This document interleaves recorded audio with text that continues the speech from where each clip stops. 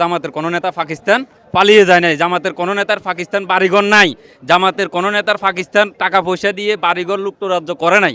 বরং যারা আমাদেরকে 71 সালের রাজাকার বলে তারা কেউ দিল্লিতে পালিয়েছে, কেউ লন্ডনে পালিয়েছে, তারা কেউ মুসলেখা দিয়ে সেনাবাহিনীর কাছে লন্ডনে পালিয়ে গেছে, জীবনে আর রাজনীতি করবে না, বাংলাদেশে আসবে না। ঠিক আছে, কিন্তু আমরা 71 সালে যদি রাজাকার হইতাম আমাদের পাকিস্তানে চলে যাওয়া উচিত ছিল, আমাদের নেতাদের পাকিস্তানে বাড়িঘর থাকা উচিত ছিল।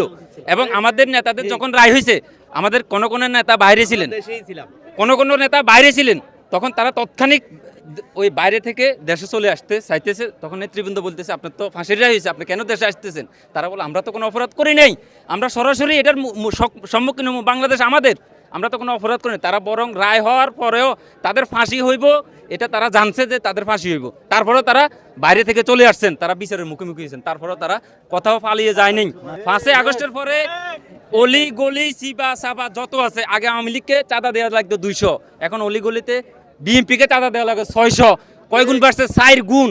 ঠিক আছে, তাহলে ওই চাঁদাবাজদের মুখে যদি আমাদেরকে রাজাকার বলা হয়, তাহলে আপনারা বলেন এইসব মিথ্যে বানোয়ার। আজকের জনশীত কি প্রমাণ করে জামাত ইসলামী রাজাকার? কোনোভাবে আজকের জনশীত কি প্রমাণ করে জামাত ইসলামী রাজাকার? রাজাকারের পিছনে যদি এত মানুষ হাঁটে তাহলে রাজাকারই ভালো।